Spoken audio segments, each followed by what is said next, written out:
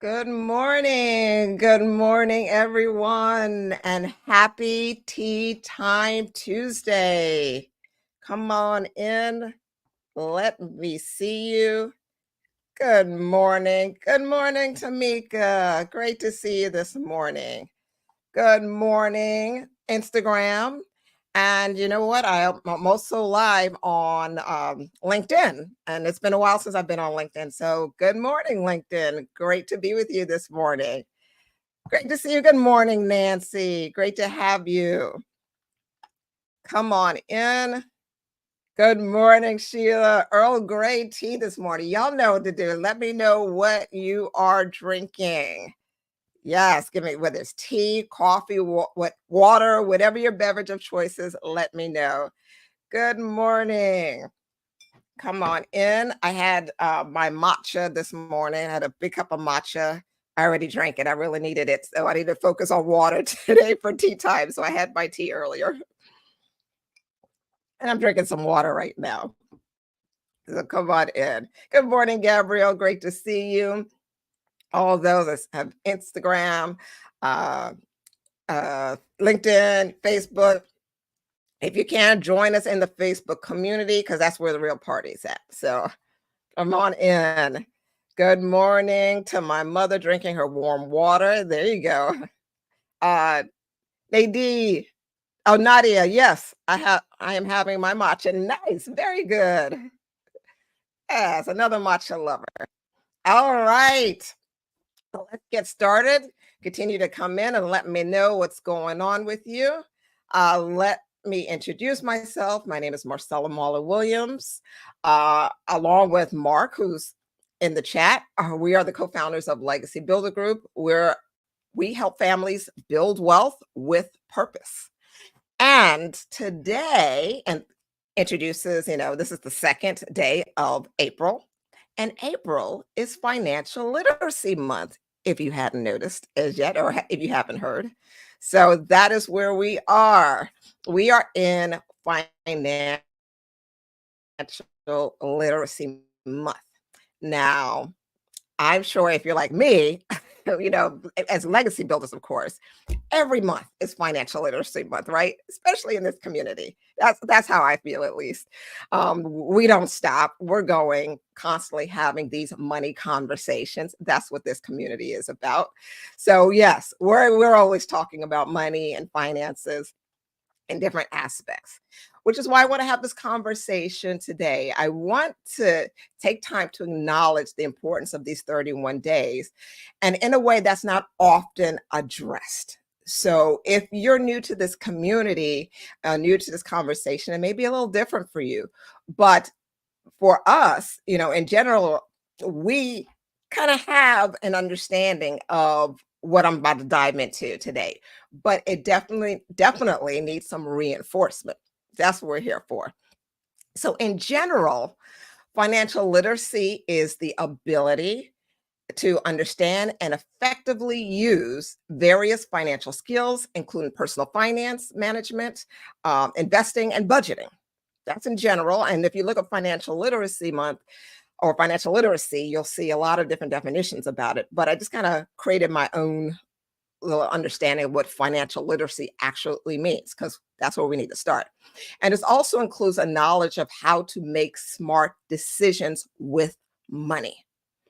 So that's the purpose of this month, is to bring awareness to the decisions that we're making around money, the financial skills that we know and that need developing around, like I said, budgeting, savings, investing, and debt. Those are typically the four pillars. And so that's what we're going to talk about today. But I want to just take it to another level. And I want us to really kind of get into an area that we don't deal with. So it's a little, getting into the weeds. Good morning, Francesca. Good morning, Lashina. So great to see you. All right. Yeah, Sheila said every day is financial literacy. That's right. So you will hear financial literacy, you'll hear financial education or financial knowledge, and they are used interchangeably. But it's not just about obtaining financial knowledge, it's about applying it consistently.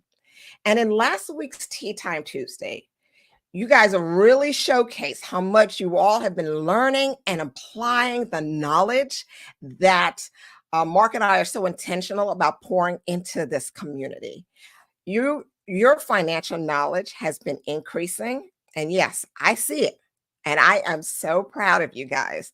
I mean, what you guys shared last week, I mean, y'all were teaching. I absolutely said it. I'm like, what am I doing this for? I might as well stop now if you're not learning anything. And you all showed up and said, oh, no, no, no, Warsaw. We are not only learning, we are applying. So I applaud you. And if you were not on last week's live, I encourage you to go back and catch the replay because you guys showed up and y'all showed out. And it was wonderful what you're learning here. But here's the thing that will significantly, and this is the thing I want to really touch on because it's going to significantly impact your ability to grow financially. And some of y'all mentioned that mentioned what I'm about to talk about last week, because it's the foundation for many of our conversation in this community. It is the foundation. We talk about it constantly. And I have witnessed the growth in this area for many of you as well. And that is financial intelligence. Yes, financial intelligence. It's often referred to as FQ or financial IQ. So, financial intelligence is the ability and your ability to make smart, responsible, value based decisions with money and about money when confronted with competing and difficult to deal with emotions. If you've been in this community long enough, you know, you've heard me talk about this for Mark and I, with our clients, all of our clients. This is key of the development in our relationship, and that is understanding financial intelligence. How many of you have ever had a rough day and you just felt like you were in need for some retail therapy? It just required some retail therapy. Let me know in the chat if you ever been in that situation where your emotions, like people or with life, whatever it was really pulling at you. And especially when it comes to finances, and you're just like, you know what, I just need to go buy something. You defer to buying something to make you feel better. And I always feel like if you are human, then you probably experience that in some way or another, even in the simplest, smallest ways. Um, we've experienced that. Comes in me. Yes, yes. Thank you for your honesty, because this is a no judgment zone. We're just keeping it real here. This is how we grow. Yes, we've been there, right? That's right, Sheila, Kyla. I'm with you right there. Yes, Lashida. So that is the reality of sometimes what we deal with. And I'll give you this example to show you where financial literacy and financial intelligence meet. Kyla, you have me laughing here. Retail therapy queen. So it's where financial literacy and financial intelligence meet. So when it comes to investing, there's a basic rule that we all know. So I'm going to say the first part of it, and I want you to complete the sentence and then drop it in the chat. All right. So when it comes to, like I said, you're investing, and in whether it's in the markets, and the simple basic rule is buy low. Tell me the rest of it. Drop it in the chat. Buy low. I want to, and here's the thing: you don't have to know anything else. But this is the one thing we know that we're financially literate about when it comes to investing. So I know you guys know it. Say it out loud and then type it in the chat. You buy low, there you go. Sell high. There you go. Buy low, sell high. So yes, continue to drop it in there. Even if I say just keep dropping, I want to buy low, sell high. That's right. As you're putting that in the chat, as advisors, Mark and I can tell you, and research can show you, that many people do the opposite. And it's not because of lack of knowledge, right? I mean, we know this. This is the basic rule. But yet our emotions throws out reason. It throws out the smart, responsible behavior and brings in the emotions. So I like to look at financial intelligence as an internal navigation system for money decisions. And I like if you think of your GPS, you know where you're going, you put in the calculations of where you're going, the address, and maybe, you may have a general idea of how to get there as far as direction. You may have, you're going north or south or up or down. Maybe directions isn't the best thing for you. But you may know, or maybe you don't know. And then sometimes when you plug it in, the GPS gives you multiple routes, right? They give you multiple route options. So then you have to kind of wonder, oh, if it's where you want to go or you're familiar with the area, you're probably just on autopilot. You're not even really paying attention to the multiple routes. If it's a less familiar place, then you start wondering about you look at the routes, observe them, and you typically have two options that you look at. You're either going to make your decision based off the time it takes to get there or the mileage. And those decisions come in with various layers as well. So I remember years ago when I was leasing a vehicle, I was suddenly really more aware of the mileage because when you lease a vehicle, there's a certain amount of miles that you have in the time frame that you're leasing in or per year. And so I noticed that with my GPS, I was more aware of which was the route that had less miles versus the times, and I would account for more time. So there's these various levels of decision making that I was not aware of before. And this is how I want you to kind of look at financial decision making, because sometimes we think it's just a yes or no, or okay, let me just make a quick decision. Oh, this sounds good. But there are often layers of decision within the decision that we're not aware of. And that again comes with having to process our emotions, having to process the information, um, process what we actually desire, what we want.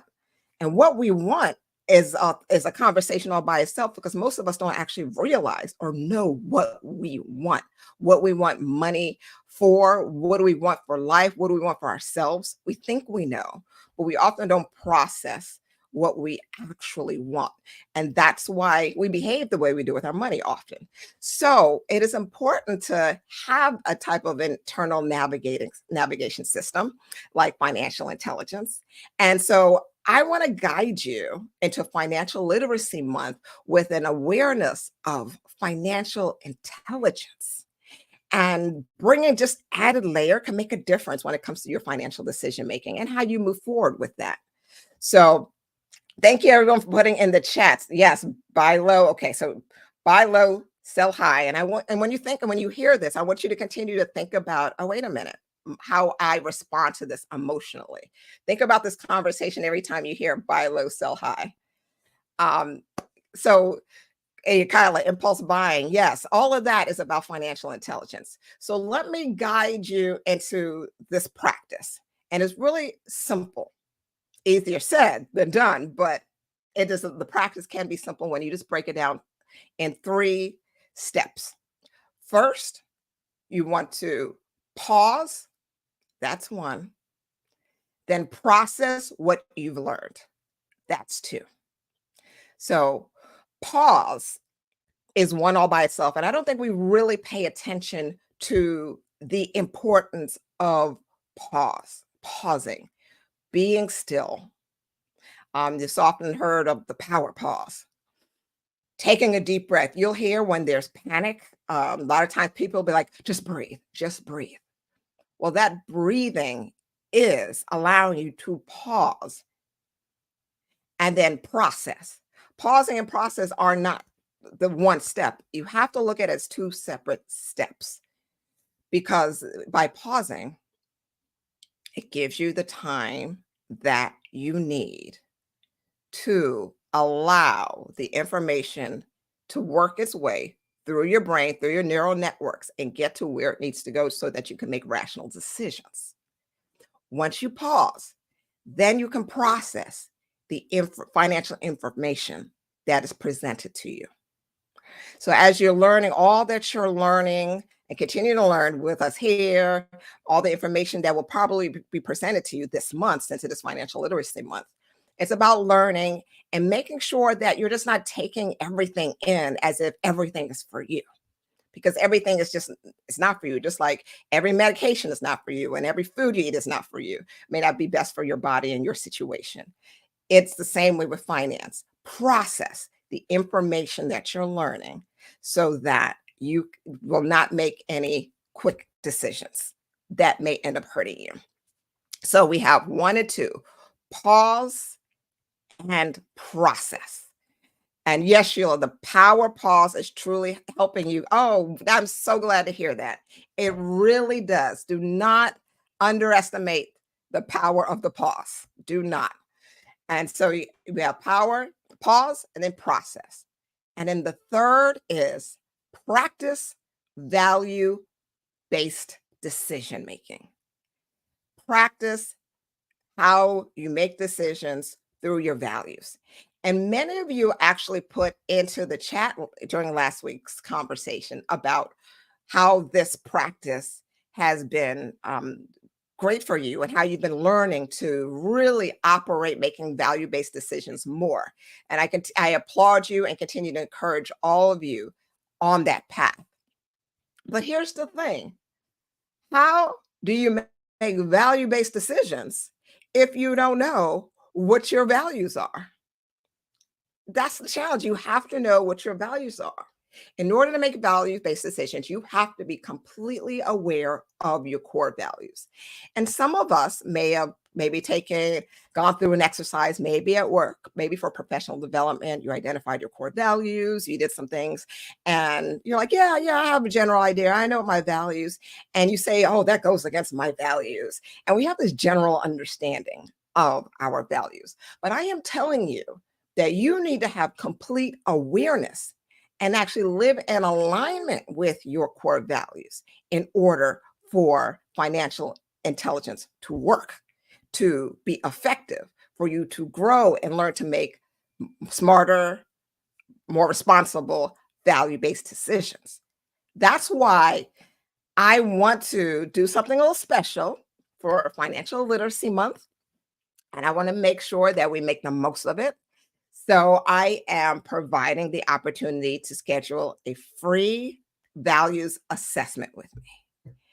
And if you have gone through this process with me, and many of you in our community have, many of you are our clients, or you've taken advantage of an opportunity to go through a financial assessment with me in the past, then you know how powerful it is. And I already said that last week, many people shared. This is not something I offer for free often. I think I did it once last year. I really encourage you to take advantage of it. And you know what? I'm going to drop it in the chat so you can have it. But I want you to be able to take advantage of this because it is, let me just see if I can drop that there. All right. Let me know if you have it in the chat. I want you to be able to take advantage of this core values assessment because it will change your perspective on financial decision making. And it's a great opportunity for you to really enter into Financial Literacy Month in a powerful way. So let me see, Tamika, what a beautiful, oh, yes. Look, Tamika, I absolutely happy to provide this because, like I said, it's Financial Literacy Month, and people aren't really talking about financial intelligence. And that's one of the reasons Mark and I are really grateful for what we do. We've seen the change, and we're better able to serve our clients when we understand what their core values are. We build every plan, we set up every business financial strategy for them based off of their values, and that's powerful. Yeah, Nancy, thank you. Sheila, absolutely, we must identify what our core values are. Once I found them, it was a game changer. See, you don't have to listen to me.